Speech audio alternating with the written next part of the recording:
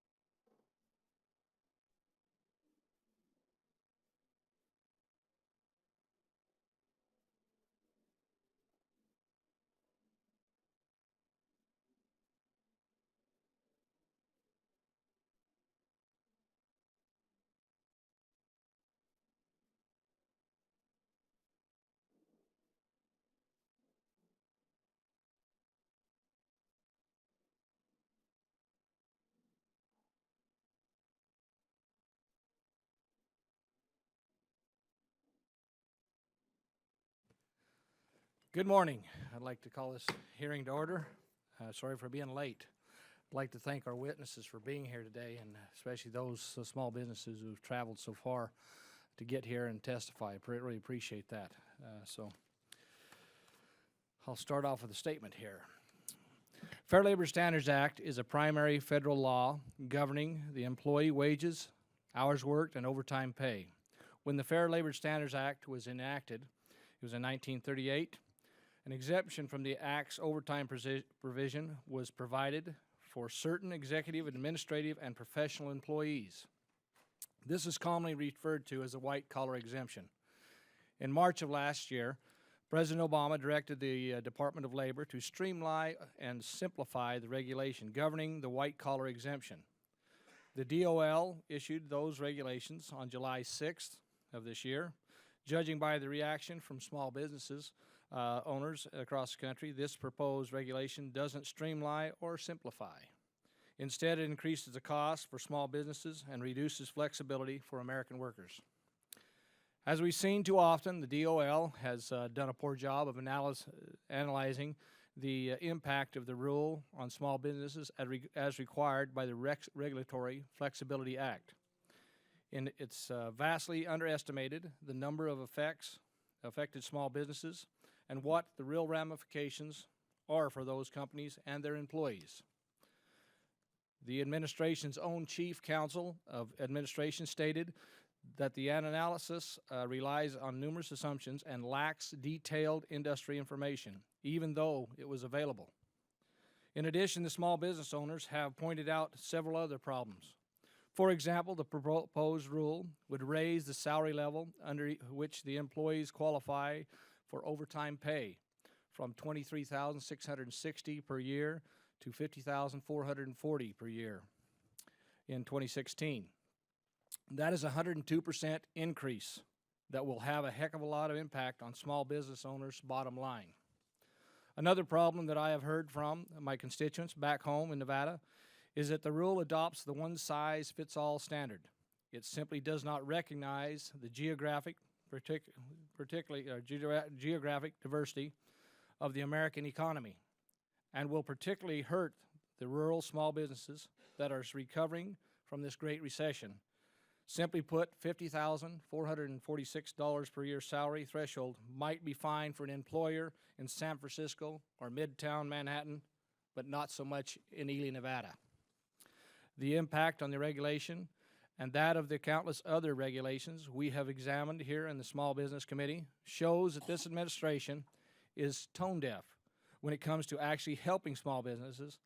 If the DOL finalizes this rule as written, it will make it harder for small businesses to grow and create jobs. I look forward to hearing from our small business witnesses who will tell us how this regulation will affect their businesses, their employees. And now I yield to Ranking Member Adams for her opening statement. Thank you, Mr. Chairman. The Fair Labor Standards Act is a result of the Great Depression to ensure the protections of American workers. Included in that act were rules requiring overtime payment for hours worked in excess of the standard 40 hours per week. Overtime provisions are important for covered workers, including 75 million hourly wage workers. These workers value having a 40-hour work week and earning extra pay when they work overtime. Yet more and more Americans are working longer hours while wages are flat. Preserving the right to overtime pay is particularly crucial at a time when lower and middle-income family wages are stagnant. However, the regulations governing eligibility for overtime are severely outdated. For example, in 1975, more than 65% of salaried American workers earned time and a half pay for every hour worked over 40 a week. But by 2013, just 11% of those workers qualified for overtime pay. The Department of Labor's proposed regulations would extend overtime protections to nearly 5 million white-collar workers within the first year of its implementation. Such a change not only puts more money in workers' pockets, it also strengthens our economy by driving consumer spending. Despite these positive outcomes, there remains some concern as to how these proposed regulations would impact our nation's small businesses. Increasing the salary threshold and the numbers of workers eligible for overtime pay will add significant compliance costs and paperwork burdens on small entities. This fact is particularly true for small employers located in low-wage regions and in industries that operate with low profit margins. More concerning is that small businesses have commented that the high cost of this rule could lead to hourly cutbacks to employees or even salary adjustments. Such actions run counter to the goals of this rule and could ultimately harm employees.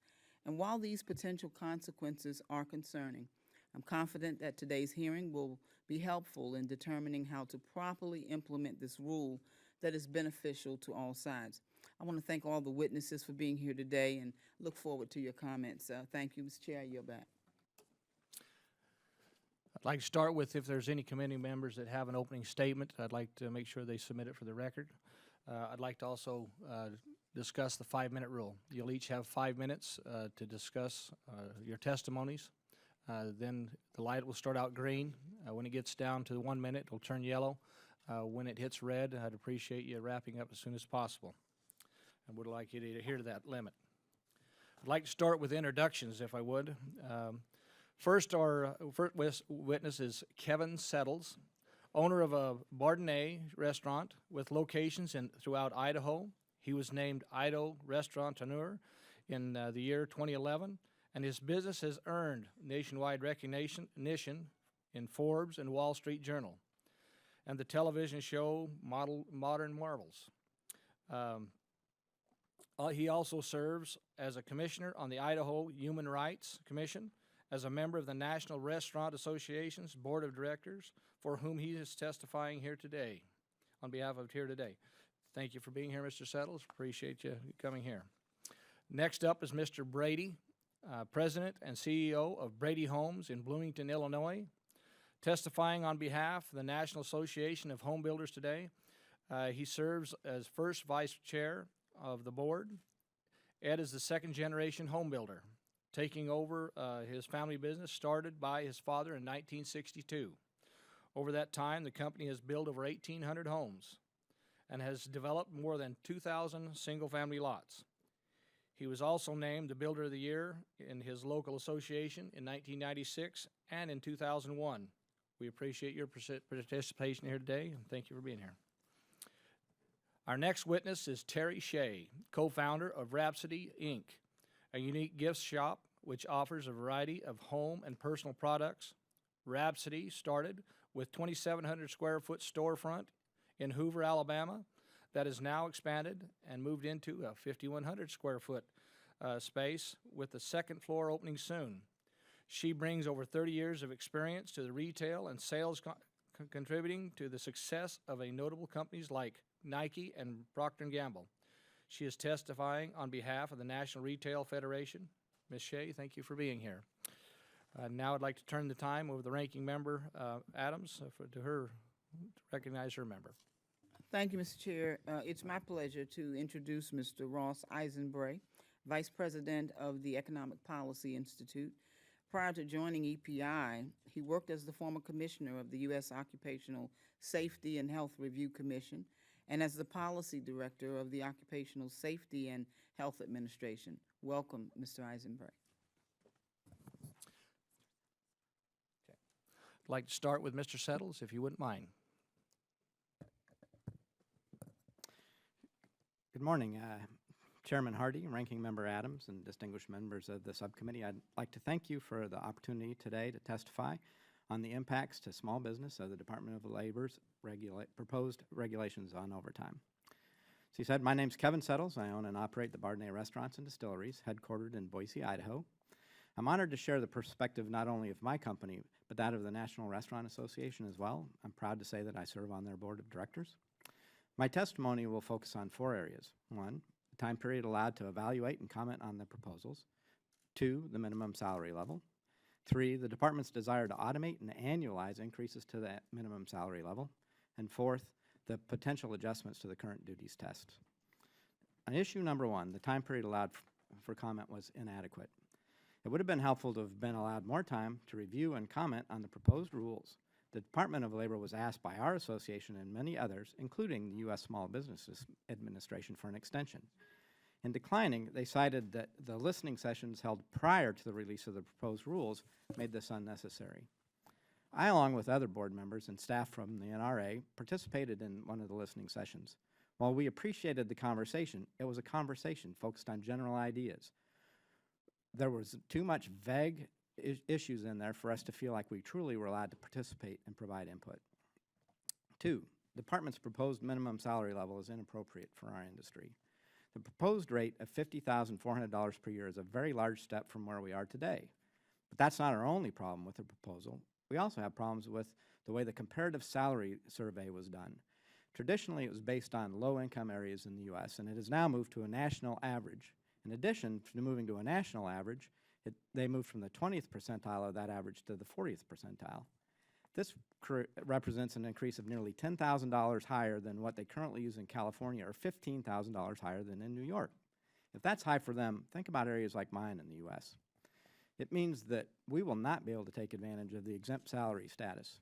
This status was originally created to allow for above average fringe benefits, greater job security, and better opportunities for advancement. The ability for me to delineate programs and perks by salaried versus non-salaried status has been a great tool and a great benefit for my employees. Setting a minimum rate that is inappropriate for entry-level managers in rural areas in our country will end up reducing the benefits available to them. On the third issue, automatic salary level increases, we think it will only perpetuate bad policy. The department wants to switch from reviews to resetting the rate internally. We would only learn about the new rates when it is published in the Federal Register. No notice, no comment, no compliance with the Regulatory Flexibility Act. The department is charged with regular review and updating of the minimum salary. They acknowledge that they have not done this for too long, and we agree. They cite overall agency workload. Really. They're willing to put a key task for the department on autopilot at the expense of America's employers and employees because they're too busy. This change would increase the likelihood that more employees would fail to qualify every year. One analysis that the National Restaurant Association has reviewed indicates that if just 1/4 of the salaried workforce moved to hourly, in 5 years, the 40th percentile salary level would be in excess of $72,000 per year. If half were to move, by 2020, the rate would be nearly $96,000. The fourth issue is adjustments to the duties test are not necessary and should be avoided. In 2004, the department optimized the duties test to reflect the realities of the modern economy. The department now says that this may have been a mistake. Our industry disagrees. Our managers need to have hands-on approach to ensure that our operations run smoothly. Particularly alarming in this issue is the references in the documents to California's over 50% qualitative requirements. This reference increases our concerns that the department may decide to enact changes without any comment period. In closing, I'd like to state that we are not against increasing the salary threshold for exempt status, but it has to be at a reasonable level. In addition, any future increases need to be subject to the regulatory process. When it comes to the duties test, we cannot emphasize enough that the restaurant industry does not want to see any changes. And finally, from the process standpoint, we believe that the department should have granted at least as much time for review and comment as it did in 2004. With that, I'd like to thank you for this opportunity to testify today, and I look forward to any questions. Thank you, Mr. Settle. Now we'll recognize Mr. Brady. Thank you, Mr. Chairman, Ranking Member Adams. I guess I got to turn. She gave me direction and I didn't follow. Thanks for the opportunity to testify today. My name's Ed Brady. I am a home builder and developer from Bloomington, Illinois. I also am the 2015 first vice chairman for the National Association of Home Builders. I've served as president of Brady Homes for the last 15 years, family-owned business. My father started in 1962. We primarily build single-family homes, but we've also constructed several light commercial projects. In addition to the home building company, I own 2 RE/MAX franchises and a property management company. I'm greatly concerned that the proposed overtime regulation could have negative repercussions for my own business and the broader home building industry. This one-size-fits-all approach to the overtime rules will have a substantial financial impact on housing. The proposal to raise the standard salary level from $455 per week to $970 per week represents an unprecedented increase of over 102%. NHB analysis shows about 116,000 construction supervisors would be affected by this proposal. The rule could also affect other occupations in the industry, including sales reps, administrative staff, and local trade association employees. NHB and its members are concerned about the impact of the rule for several reasons. One is that the proposal fails to account for regional differences in pay. Construction wages can vary considerably from one area to the other, even in my own state, from town to town. What a construction supervisor earns in Tennessee is different from what one earns in California, sometimes significantly. Moreover, such a dramatic surge in the salary threshold is unlikely to result in an increase in workers' take-home pay. Instead, it would force business owners to scale back on pay and benefits or to cut hours to avoid the overtime requirements. These are not acceptable outcomes. Employees who are currently salaried are likely to become hourly workers and view their non-exempt status as a demotion. They may even earn less money than before. These employees will also lose the workplace flexibility that comes with being a salaried employee, especially in my industry. I'm also concerned about the proposal, what the proposal means to my own business. I currently employ one construction supervisor who would become non-exempt under the new salary threshold. My supervisor currently receives a competitive salary with benefits, but the rule doesn't consider the worker's total compensation package. If the rule forces small businesses to choose between increasing a salary above the threshold or paying for health insurance, I don't think the employee is going to be better off. In fact, when all factors are considered, the employee may be worse off, if not unemployed. Flexibility is a key component to any job, but specifically in our industry. By their very nature, supervisors are schedulers. Workers representing an average of 22 specialty trades are needed to complete a home, and it's a supervisor's job to ensure the trades complete their work efficiently and to the proper specs. Because homes are constructed outdoors, the supervisor needs flexibility to account for bad weather, especially in the Illinois winters. He might not work for a few days due to a storm, but then work 6 days the following week. Scheduling changes occur frequently, and it's important that construction supervisors have that flexibility to ensure projects stay on time and on track. It's also common for a construction supervisor to respond to phone calls after hours, emails, and even evenings and weekends. It's very important for my business to accurately predict cost, so I know how to price a home.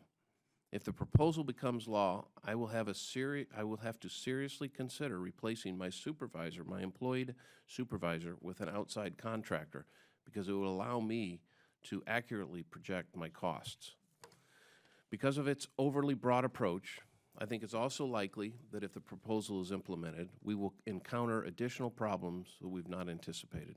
The bottom line is that more than doubling the overtime threshold will do more harm than good in the home building industry. NHB strongly opposes this overtime proposal. I'd like to thank you for your time and look forward to any questions. Thank you, Mr. Beatty. Ms. Shea? Chairman Hardy, Ranking Member Adams, and members of the subcommittee, thank you for inviting me to testify before you today on the Department of Labor's proposed overtime rule. My name is Terry Shea, and I am the proud co-owner of Rhapsody Incorporated, a gift boutique. I'm pleased to be testifying on behalf of the National Retail Federation. Rhapsody is a hometown gift and home accessory boutique with storefront locations in Hoover and Auburn, Alabama. We also have a web store, rhapsodyonline.com. In August of 2004, my business partner, Sarah Brown, and I opened Rhapsody in Hoover, Alabama, with 3 part-time associates. By 2009, despite the recession, we had opened a second storefront in Auburn and hired our first full-time managers. Rhapsody invests in our staff. We employ 4 full-time salaried managers and 25-plus part-time associates, depending upon the season. Managers and assistant managers have the opportunity to earn quarterly bonuses in addition to their annual salary. Management also receives 2 weeks paid vacation annually, and in 2015, we began a 401k plan with a 3% company match. We take our management team to Atlanta to Gift Market, where they get to meet with key vendors and network with other retailers. We also have an off-site retreat. Our employees really value these opportunities to learn more about the industry and build professional relationships. I tell you all of this because the Department of Labor's proposed overtime rule will suffocate this type of employment development, company growth, and positive community impact. Rhapsody simply will not be able to pay or we will not be able to increase our 4 salaried employees to the new minimum salary of $50,440 for many reasons. First, our labor costs are a fixed percentage of our sales, which means we can't just increase everyone's salaries by such a large amount, nor can we pass on the 100% increase, more than 100% increase, along to our customers in the form of higher prices. If this new salary threshold takes effect, we will be forced to convert all salaried management to an hourly wage and require them to clock in and out. Second, in our area of the country, we pay a very competitive salary and we offer a generous benefits package, which is why we have such an awesome team. However, the overtime rule ignores the fact that the cost of living in Hoover, Alabama is very different from that in New York City. Third, converting salaried positions to an hourly wage adds pressure to get the job done in a 40-hour work week. An increase in overtime eligibility will not necessarily mean an increase in overtime pay for our workforce, but it will take away my manager's flexibility both personally and professionally. My manager's salaried exempt status affords them a great deal of flexibility, which they truly value. For example, in August, our Auburn store manager asked to leave a few hours early because her 4-year-old daughter was starting dance that day. She needed to register her and get her comfortable. Of course we said yes. I mean, no brainer. These types of incidents happen all the time. Our managers are constantly going above and beyond, and we give them the freedom to schedule themselves. They are just as much a part of our success as we are, as Sarah and I are. Diminished flexibility will also negatively impact customer service. Right now, if a customer walks into our store a few minutes before closing at 6, my managers assist them, even if that means that they have to stay late or stay after closing. They would never ask them to leave right at 6. My business depends on as much as on excellent customer service as it does on unique gifts and unique products. Beyond this loss of flexibility, converting a salaried manager back to hourly status will have a demoralizing impact. Salaried exempt status gives my managers a sense of pride of ownership, and it's accompanied by a broader benefits package. This new overtime rule is bad for employees and small business owners. I am still trying to understand the implications of all these regulations and what it means for our business, but I can tell you right now that the Department of Labor's estimates of the regulatory burden are way too low. I'm not the only one who thinks this. The Small Business Administration expressed concerns in its comments that the compliance burdens and cost of the rule are way underestimated. At Rhapsody, every dollar spent on compliance burden is one less dollar that we could have used to grow our business or reinvest in our employees and our community. In closing, we take great care of our employees, and like other retailers, we want to help our team grow. We believe careers are the answers, not time cards. Department of Labor's one-size-fits-all salary threshold, the accompanying proposed annual increases, and any potential change to the duties test will both burden my small business and more costly mandates and limit career advancement for my team. We are trying to do what we do best at Rhapsody. We create a fun and happy environment. We sell great products. We create wonderful jobs, and we give back to our community. The uncertainty and cost associated with this government overreach, like the new overtime rule, are making it much harder for us to do business and smile. Thank you, Mr. Chairman. Thank you for the opportunity to share my views. I would be happy to answer questions. Thank you, Ms. Shea. We'll now recognize Mr. Eisenberry. Eisenberry, I believe it is. Hi. Thank you for inviting me to testify. My name is Ross Eisenbray. I'm the Vice President of the Economic Policy Institute, a nonprofit, nonpartisan think tank created in 1986 to include the needs of low and middle income workers in economic policy discussions. EPI believes every working person deserves a good job with fair pay, affordable health care, retirement security, and work-life balance. And we are a small business too, just a tiny bit bigger maybe than Terry Shea's business. Work-life balance is precisely what the Fair Labor Standards Act is about. Because of its requirement to pay most employees a premium for time worked beyond 40 in a week, the FLSA is the single most important family-friendly law ever passed in the United States. Everyone claims to care about work-life or work-family balance, but for many employers, it's just talk, just as it was 70 years ago. If not for the law's overtime rules, tens of millions more workers would be working 50, 60, or 70 hours a week for no additional pay, just as millions of Americans did before the FLSA was enacted in 1938.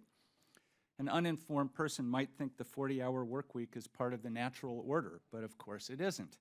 It exists in the U.S. because President Roosevelt persuaded Congress to pass the FLSA, which, by imposing a duty to pay time and a half for overtime, makes it expensive for a business to work employees more than 40 hours a week.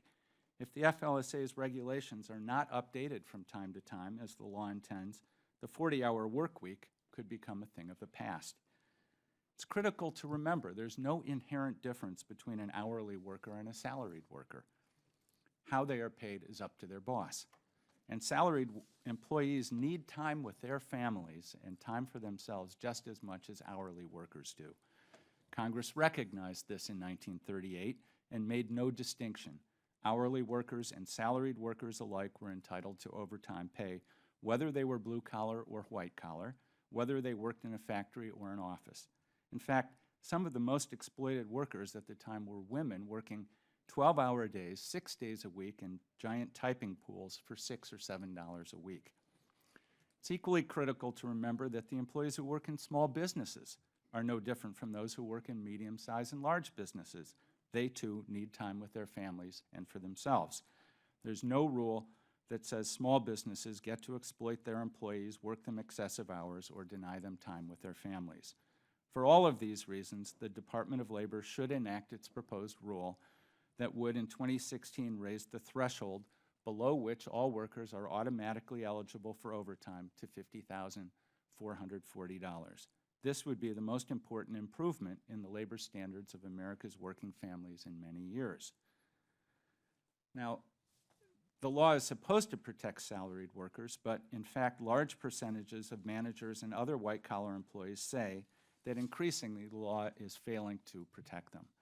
And I quote this Ernst & Young survey, which shows that too little pay and excessive overtime are among the three most common reasons employees quit, that half of managers work more than 40 hours a week, 4 in 10 say their hours have increased over the past 5 years, and that younger generations are seeing this more than the boomers did, Gen X and millennials in particular. The implications of this overwork are obvious in terms of work-life conflict. Who will take care of the kids?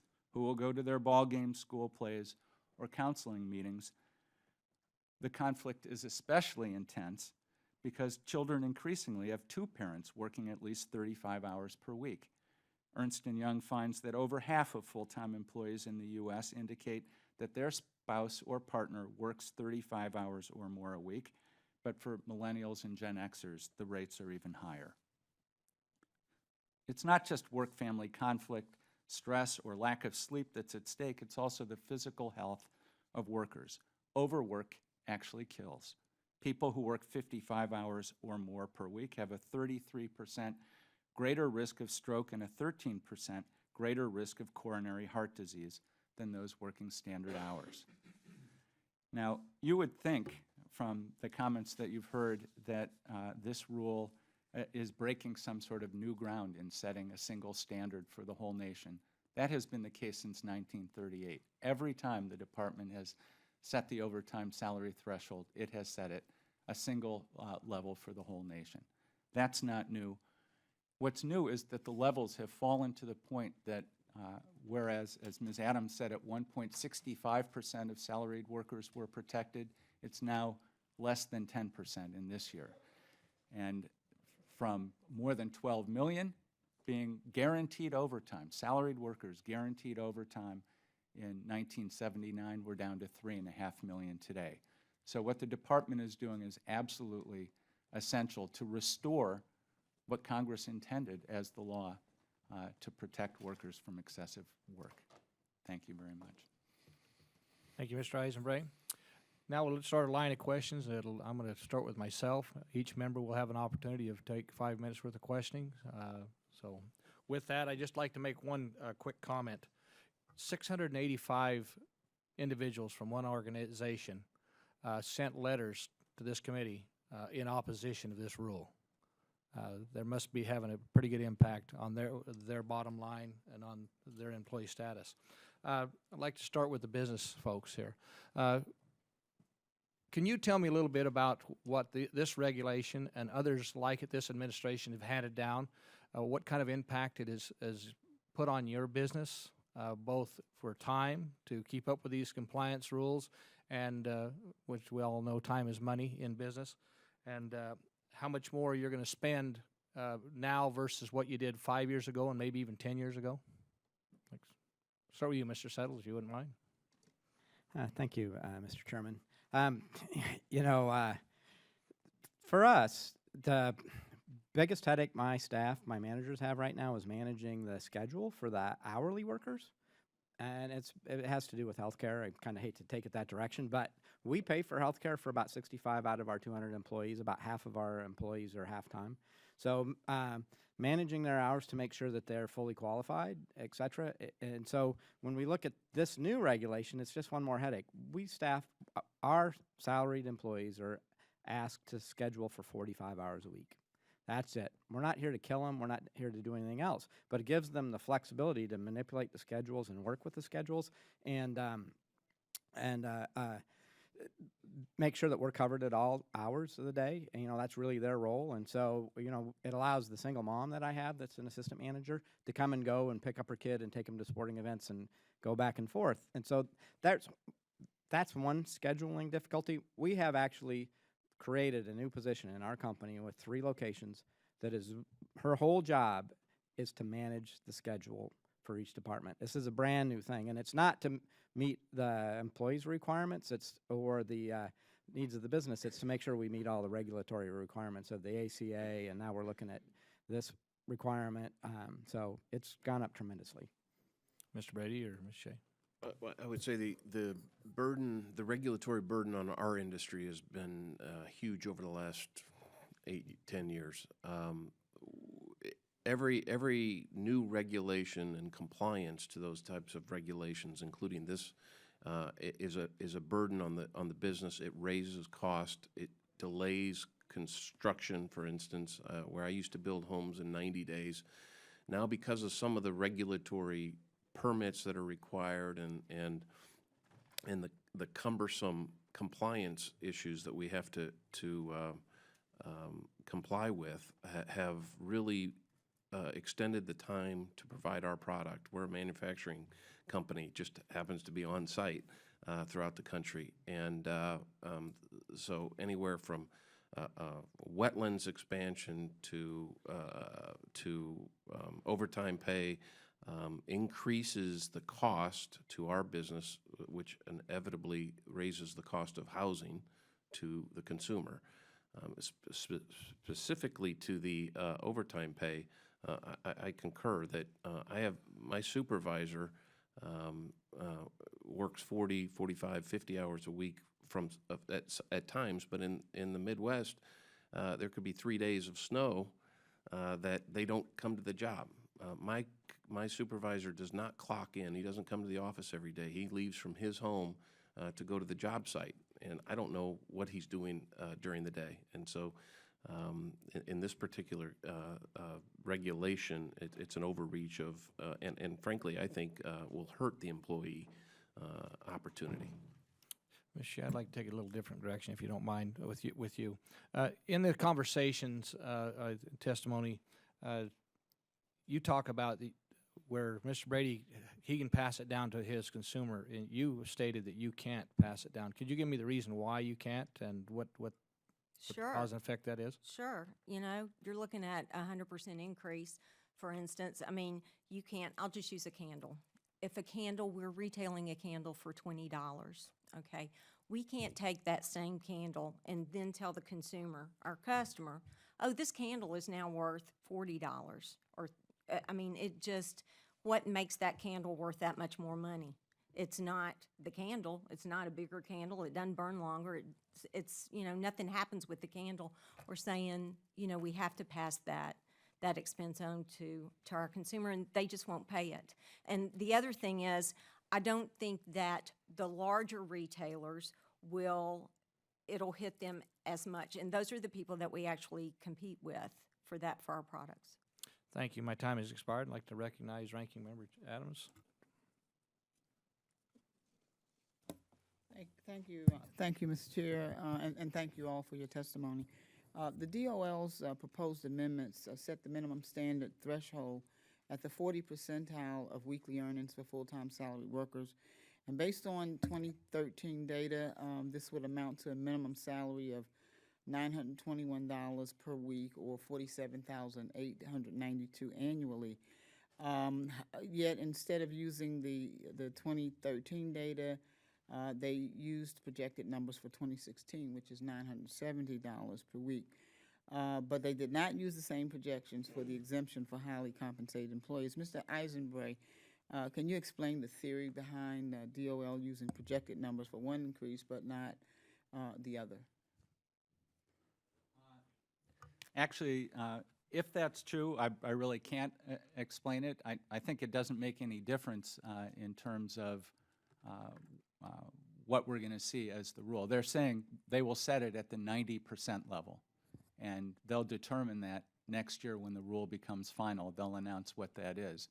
And for the highly compensated and for the regular standard threshold, it will be set at 40%, and that will be determined next year. They're guessing, what that level will be right now, but they'll actually set it based on the data that they have in 2016. So at this point, they're speculating for both of them what the value will be in 2016. Okay, Mr. Brady, what are the benefits and challenges with taking an incremental approach and raising the salary threshold over a longer period of time? Benefits you're asking? Yes.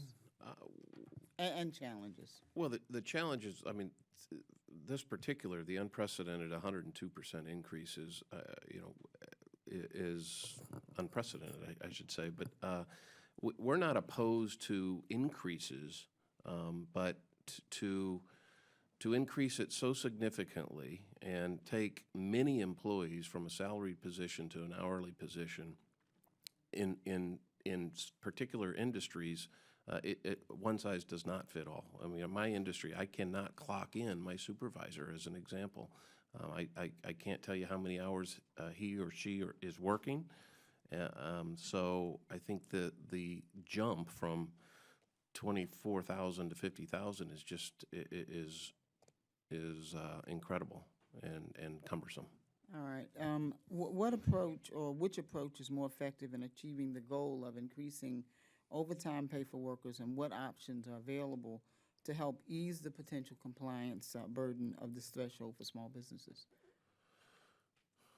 Well, I guess I would beg the question, is there an issue with overtime pay? Many of us as small businesses, if we overwork somebody, they're going to move. They're going to go somewhere else. And my particular business, we're very loyal to our employees. If they're overworked, they're not going to be happy, and therefore the customer service, the issues that we would have, they would move to another business. So I would beg the question that there is an issue on overtime and whether or not people are paying or that is a problem in the industry. Mr. Eisenbray?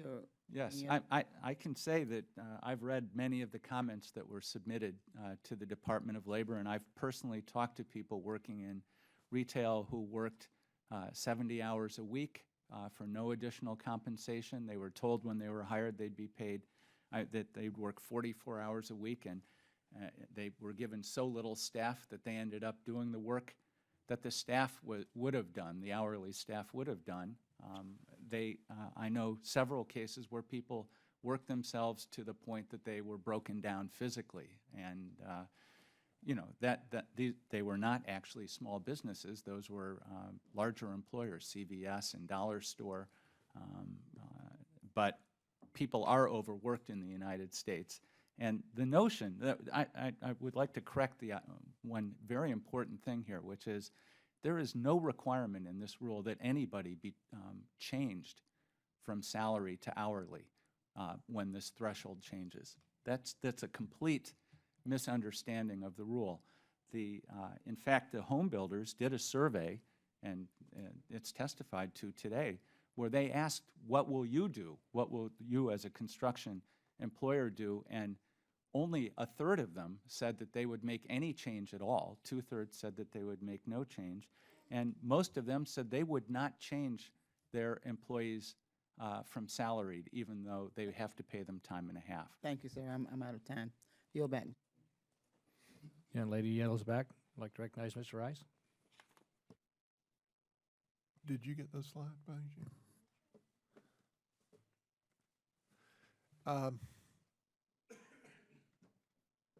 You know, the problem with this, Mr. Eisenbray, you said just a minute ago that you know of several workers that work themselves to the point of physically deterioration. This regulation, this new regulation, from what I read in this memo here, will affect 1.8 million people. And so I certainly don't want to see anybody overworked to the point of physical deterioration. But to say that that happens on such an isolated number of people and to dramatically affect the livelihoods, the potential that their jobs will no longer exist for 1.8 million people is just such a dramatic overreach. And this administration in 6 years has created more regulations than any administration since Johnson in 6 years. And most of these presidents have had 8 years. And the result of that is that household incomes are stagnant. They've actually dropped 8.7% since 2007. A lot of that was in the recession, but they haven't come back. And there's a reason that they hadn't come back. It's because we're drowning these businesses in regulation. Between the Affordable Care Act, between the limit to access to capital under Dodd-Frank, all these things are well-intentioned. I mean, I'm not saying they're not well-intentioned, but they are significant constraints on small businesses. The fact is, according to Gallup, and she's working on the slides and I didn't get them to her till just now, for the last 5 years, more small businesses have closed than have opened. And that is the result of this huge regulatory overreach. And this is just more icing on the cake. Yeah, let me say one other thing. In reading this memo, and I'm certainly no expert on this, but the Department of Labor, and I'm not saying that we should abolish the Fair Labor Standards Act, and in your testimony, that's what it sounded like you were trying to say. Nobody's suggesting that. What we are suggesting is that this is an enormous regulatory overreach to double this thing and make it make 40% of the salaried workers subject to it. Do you know when the last time that occurred? Because this memo says in 1958 the Department of Labor set the standard at 10%, and there's been 10% the way I read this for decades. Why would we suddenly go to 40%? So I'm sorry to say the memo is wrong. The way the department used to set this back in the 50s was they would look at all of the enforcement cases that they'd done, and where they had found somebody to be an exempt executive, for example, then they would take the 10 percentile salary of people who they had already in their enforcement determined to be executives. It's a very different methodology from what you're talking about. Well, when they set it at 10% in 1958, for the next 12 years, the American worker enjoyed some of the most prosperous times in our history. Yes, and their standards of living shot through the roof. Yes, and the now we're percentage of pile salaried more workers. regulation on these businesses, and we're going to smother that very opportunity. But you're misunderstanding. The percentage of salaried workers covered was over 50% then. I want to go through these slides here. If you'll look at this Mercatus Center slide, this is a graph of every administration since the Johnson administration, and you'll see the very top name there is Barack Obama has added 120,000 new regulations on small businesses in 6 years. We still have 2 years to go. He's outpaced every other administration. Next slide. Skip that slide. Skip that slide. Skip that slide. All right, back one. That's the business closings versus business startups, and you'll see since 2010, the number of small businesses dissolved in this country has outpaced business formations. And you got to understand, small businesses employ 70% of the workers in this country. Next slide. Next slide. This is the percentage of the American population in the workforce. There are more people outside the workforce now than since the numbers have ever been recorded. And because we continue to pile more and more cost and regulation. As of 2013, the Small Business Administration said the cost of regulatory compliance in this country amounts to $10,500 roughly per employee per year. And it seems to me this is going to be a huge cost, this proposal. Next slide. This is the median household income, which is exactly what you're hitting on. If you look at that blue line, you will see since 2007, median household income has actually dropped 8.7%. In the same time, energy cost, utility cost, and food cost have all increased, and due largely to regulatory burden placed on by the federal government. Now, one point that I have here is I understand the last time this threshold was adjusted was 2004. Median household income has actually dropped since 2004. How could we possibly think that it would be right to double the threshold from 2004 when median household incomes dropped? It makes no sense to me. I'm sorry, my time's up. It's more of a statement than a question. Gentleman's time has expired. I'd like to recognize the ranking member Velasquez of over small business. Thank you, Mr. Chairman. I just would like to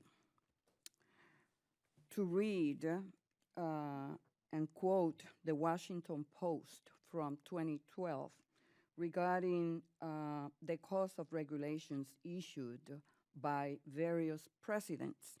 In the last 10 fiscal years, the highest costs were imposed in 2007. The last 3 years of the Bush administration saw higher regulatory costs than the 3 years of the Obama administration. If you're looking for the year with the highest regulatory costs on record, you will have to go all the way back to 1992 under President George W. Bush.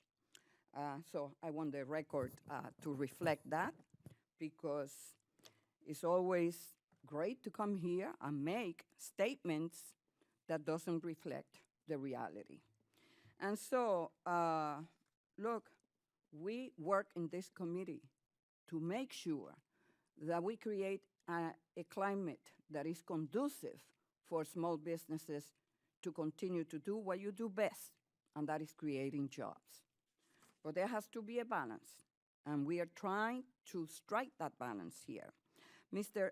Eisenberg, we have heard from some of the witnesses today that their salaried workers get workplace flexibility and benefits, like health care and paid time off, that they will otherwise not get, if paid hourly. Is it realistic for the DOL to take these added benefits into account when setting a higher threshold, and how do we value them? Well, I don't think that the department should. I think that this has been, remember what this law is intended to do. The Fair Labor Standards Act was meant to give everybody the right to work a 40-hour work week and to discourage employers from working people any longer than that. So the question is, and there is a very narrow exemption for executives, professionals, and administrators. The question is, who are those people? Who is this small subset of people? The way it's always been done since 1938 is to look at their salaries and to say, if you make less than a certain amount, you are not valued so much by your employer, or you are not so independent and important that you should be denied overtime pay.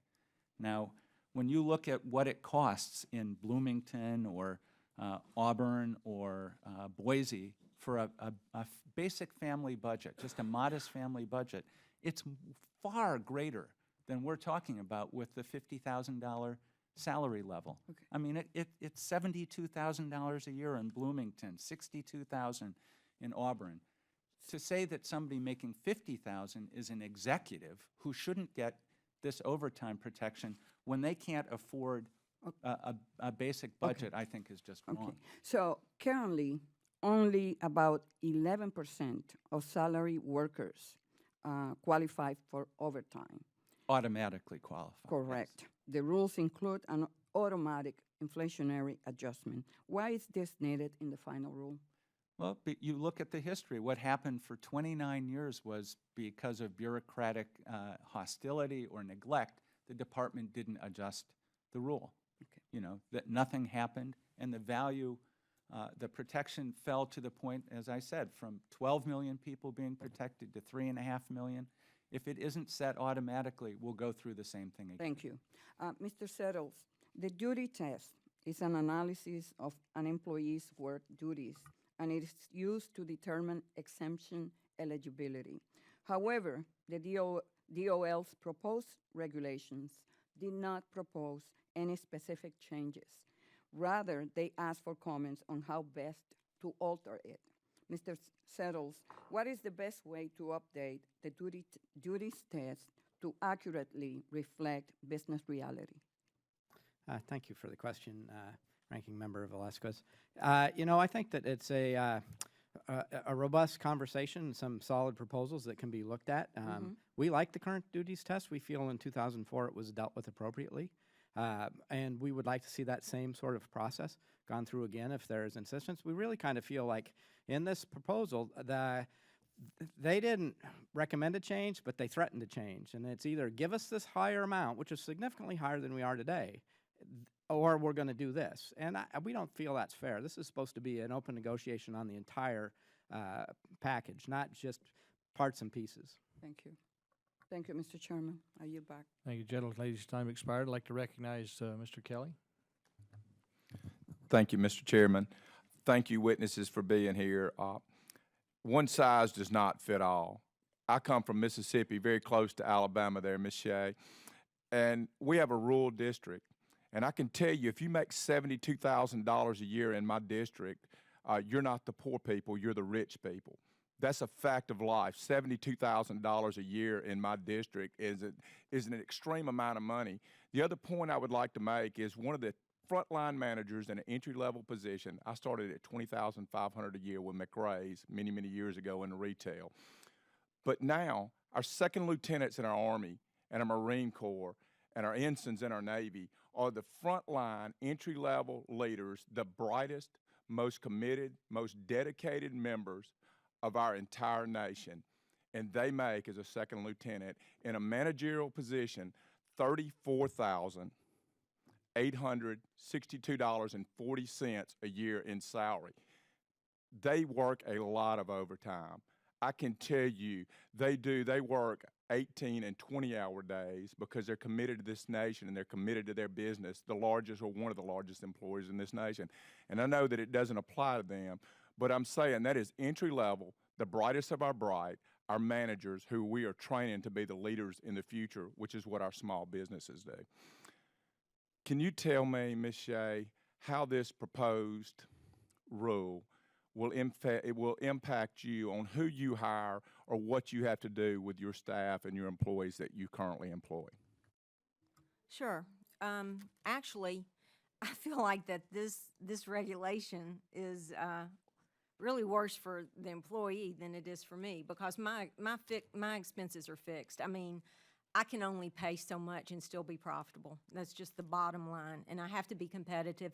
I am competitive. Sarah and I are very competitive in what we pay. I asked my manager before I came up here, one of my managers, I said, you know, what do you think about this? Because I'm really going to talk for everybody up here. And she said, this just inspires mediocrity because you have an assistant manager that makes one thing, and you have a store manager that makes this amount, yet you're getting ready, or with this proposed regulation, I would have to bring them up to the same wage. That's just not right. The store manager has volume responsibility. They bring a lot more experience to the table. I mean, You know, they really do it all. And we do not overwork our employees. I know that there are probably some companies that do, and shame on them. You know, I think there needs to be a safety net, but this regulation just really puts us all in a cage, and it just keeps you from advancing. It keeps you from, just like you said, coming in an entry-level position. We don't hire girls out of college. I hate to use the word girls, but anyway, that's who comes to my store, out of college, and pay them $50,440 to come in and manage a store with no management experience.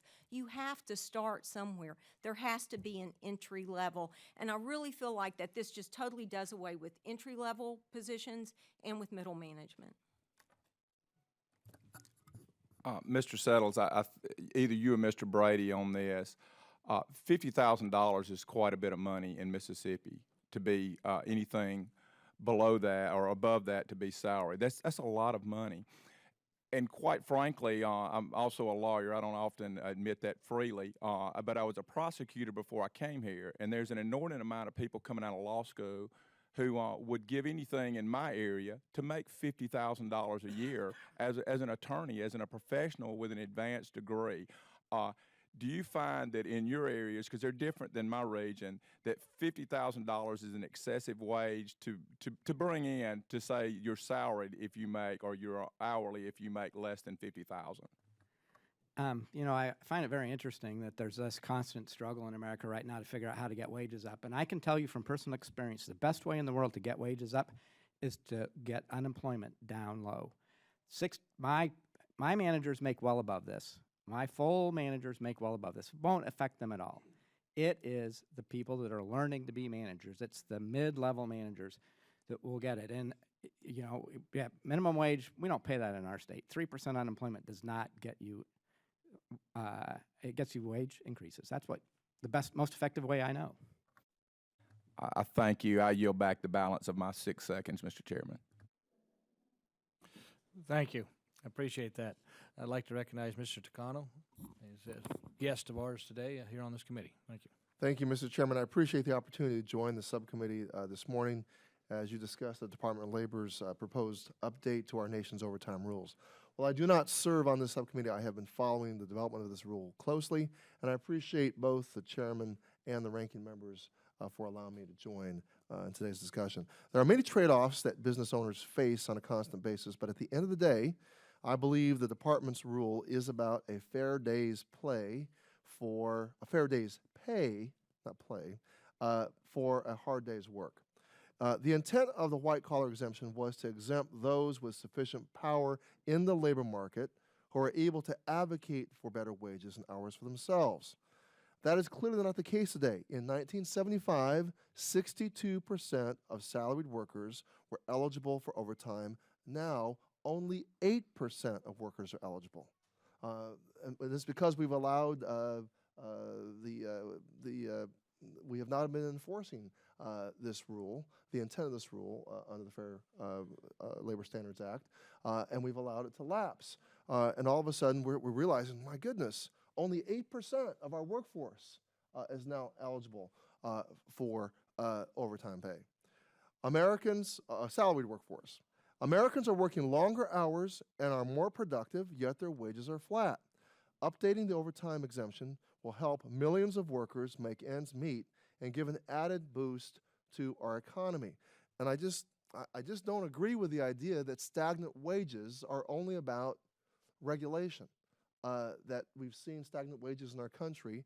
This has been a trend, and since the Great Recession, I just don't think we can say that what's killing jobs is regulation. We had a huge thing called the Great Recession that had a huge impact on employment. Mr. Eisenberg, could you talk more about the argument that employers will have to pass along the increased labor costs to their consumers? Even though the income threshold is doubling, that doesn't mean labor costs will double. Employers will only be required to start paying for those hours over 40 hours. So I just want you to clarify that. Yes, I think Ms. Shea gave the impression that this was because the threshold was doubling, she would have to double the cost of the candles she's selling. In fact, she said that she has managers who are paid in the mid-40s. If she wanted not to have to pay overtime to them, and she gave them a raise to get them to the $50,000 level, that would be less than a 20% increase, not a 100% increase. So, and that would just be that one part of her cost. So, it's just not true that this would have those kinds of effects. I think it's really important to look at Mr. Settle's complaint about regulation, and its impact on business. And in his testimony, I think he said he wouldn't move to California because of the excessive regulation, the high overtime threshold, for example, and in the restaurant business, they have the tip credit. California's employment growth is the 4th greatest in the nation. It's higher than the national average. They've added more jobs, and wages are going up faster in California than in the rest of the nation. So the notion that regulation is somehow squashing employment growth is just wrong. To his point about more people being employed, isn't it the case that if employers have to make this choice between paying their managers overtime or hiring more people, the hiring more people is expanding the workforce, The right? Retail Federation itself, the National Retail Federation, Ms. Shea is representing them today, said that in their sector alone, over 100,000 jobs would be added as a result of this rule. So the rule creates jobs. It's a job-creating rule. They put that into the record, into the Imagine rule. a regulation that creates jobs. Amazing. Mr. Rice mentioned the high number of Americans outside the workforce. Mr. Eisenberg, your testimony mentioned that 10% unemployment rate. Can you talk more about the impact the rule will have on employment and the incentives to hire more workers? We've just been talking about that. Yeah, I think it's very interesting to see what the home builders said in their comment that they submitted. They said that 2/3 of their businesses would make no change at all. 1/3 would make a change. Of those that did, they'd reduce overtime hours for some. 27% said they'd raise salaries to put people over the threshold. And so the rule would have the effect of raising salaries and exactly. causing people to hire more people. Exactly. Mr. Chairman, I yield back. Thank you. I'd like to recognize Mr. Boss for just a second. Thank you, Mr. Chairman. Seconds up. Mr. Eisenberg, I don't know your history. I know where you're at now, but have you ever ran a business? Yes. Okay, what business was that? One that I've been at since 2002, the Economic Policy Institute. It's a small business. Okay, all right. I would question that, but that's being said. I just want to know what the background was. I'm trying to figure out how it is that bureaucrats have the ability to understand what it's like to actually make payroll, what it's like to actually have a small business. I came from a small business. I came from several of them. And quite often what we end up having is we have government that sits here on the Hill or sits in our state capitals and truly does create such burdens on our business. And then they're shocked when they see people laid off. And they're shocked when they see businesses fail. But I need to probably just ask the panel some questions, because I'm listening to this and I'm getting very, very frustrated, because once again, that's what we're doing here. We're not paying attention to the people who provide those jobs. We're not paying attention to them. We're actually almost talking down to them in the fact that why it is that they're not smart enough to understand that if they just raise their wages up to the point that they almost shut their business down, that everything's going to be hunky-dory. But the reality is that's not how it works. Now, when this rule was first put in, and I want to ask this of Shea Brady and the members there with the business groups. When it was first put in, and Bush proposed it, there was a process that was in place there. Is that correct? What was wrong with that process in your ideas? We don't know. Okay.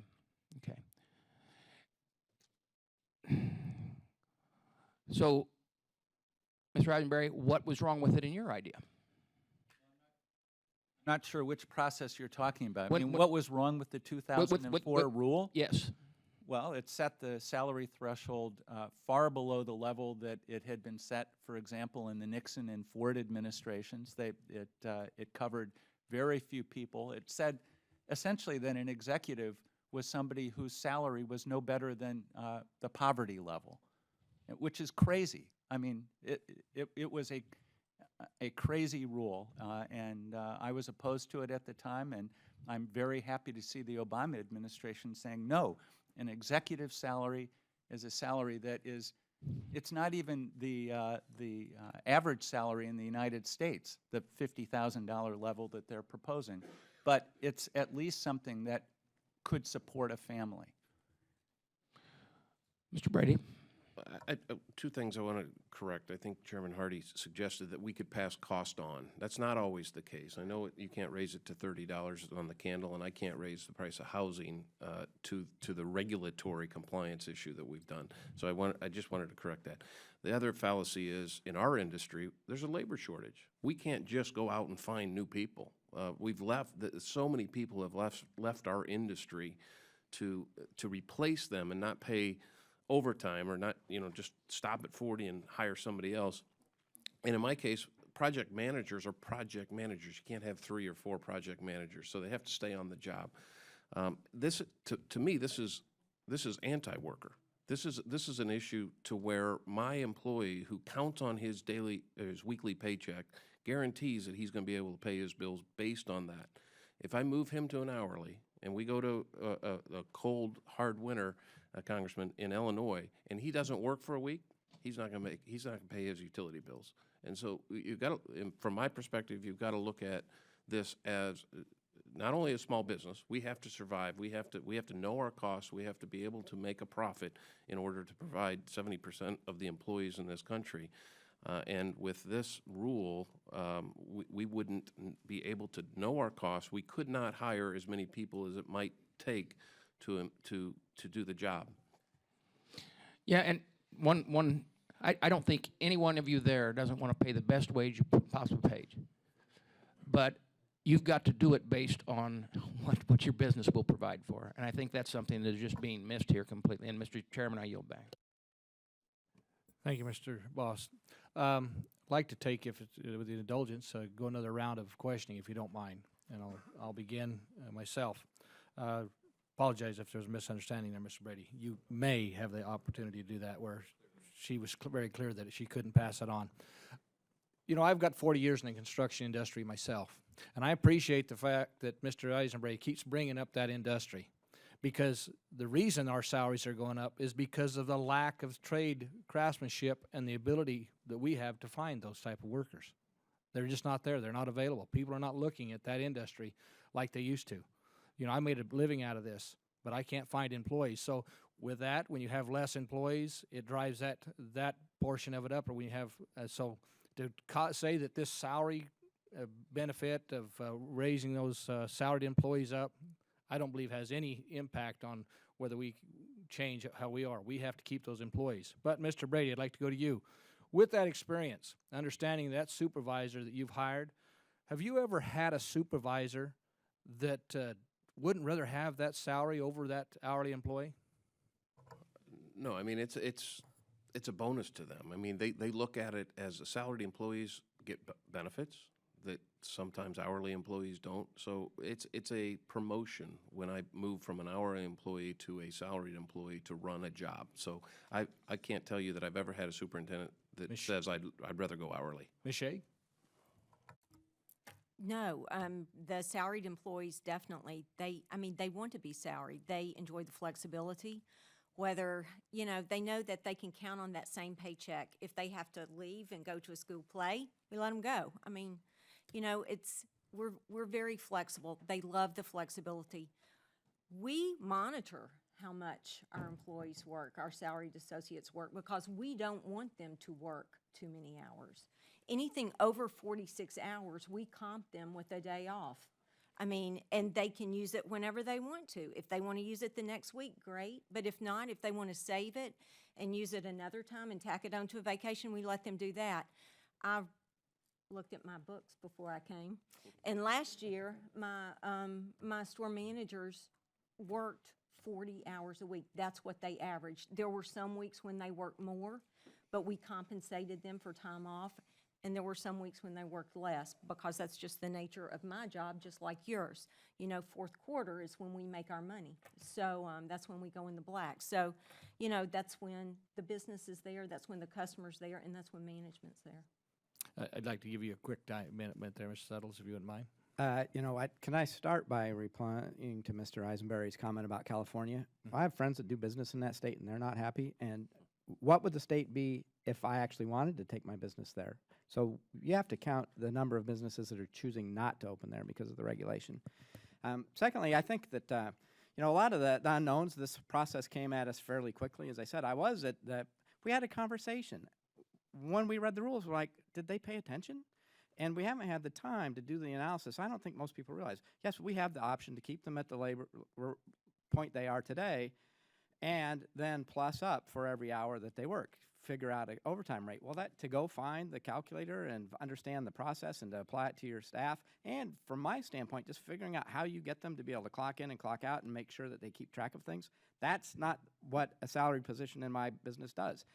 They come and go and are there when they're needed, and it may sound stupid, but it is a complexity for them to actually have to start to track their hours. So we sit down at our regular reviews and go, how much do you think you're working? And we're making sure they're not working to death. I've been open for 16 years. I have a GM that's been there for 15 years. I have a GM that's been there for 13 years. I have a GM that has been there for 9 years. And that almost equals the length I've been open at every place. We're not losing employees because we don't pay enough. And this just changes. It's one of those things that just makes the job a little more irritating. And I'll tell you right now, the number one complaint that my managers have is trying to keep track of hours that they didn't have to keep track of at this level before. It used to be just, is it overtime or not overtime? Now it's, do they get this benefit? Do they get that? Blah, blah, blah. And what my earlier testimony stated is that this administration's own folks that represent small businesses stated themselves that they didn't do a complete analysis with all the available stuff that was there to them. So I believe that this is kind of one of those surveys that may be a lot like a real estate appraiser. Whoever hires the real estate appraisal is going to get the best appraisal. That happens in this administration. That happens all over the country, whether one side or the other. So we have to look at all the data, all the folks that are happy versus ones that are unhappy to make sure where we stand. With my time has expired. I'd like to recognize Ms. Adams. Thank you, Mr. Chair. Just one question. Mr. Eisenbray, the 40th percentile of weekly earnings represents a significant increase for the salary threshold, but may still not be enough for workers. So what would the ideal salary threshold be, and what kind of impact would it have for employees? Well, that's a hard thing to say. If other people here, Mr. Brady said that he liked the 1958 methodology that the Department of Labor used. If you used an inflation adjustment from that, the salary level would be about $65,000 to $70,000 a year. So I'm not saying that that's ideal, but that would be certainly, using, not even taking into account the fact that we're more productive than we were in 1958 as a nation, we're wealthier, incomes are greater. Just a pure inflation adjustment from the 1958 level would give you a level of around $65,000 a year. So this is a very modest. My point is what the Department of Labor has chosen is a modest level that takes into account the South.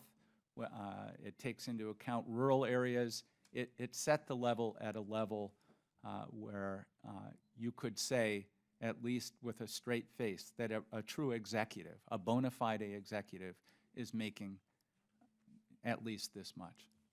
Okay, thank you, Mr. Chairman. I'd like to recognize Mr. Rice for 5 minutes. I don't have the median household income as of this moment in front of me, but I believe that this level would be higher than the median household income in the country. And I know, I mean, here in Washington, D.C. versus where I'm from in Myrtle Beach, South Carolina, costs are vastly different. An apartment that I'm paying $2,000 a month for in Washington, D.C. would cost $600 in Myrtle Beach, South Carolina. And food costs are different, and fuel costs are different, and every other cost. So to say that a one-size-fits-all across the country is something that is justifiable is absolutely absurd and ludicrous. By any standard, it is ridiculous. And to say that placing more regulation and cost on small business creates jobs is la-la land. It is absolutely absurd and ridiculous. We have a very small sample here, and we got a bureaucrat. So let's talk about our samples of employers. Mr. Settles, in your business, would this generate business for you, and would you hire more employees if your cost per employee went up? In violation of all economic principles that I understand, would you hire more employees?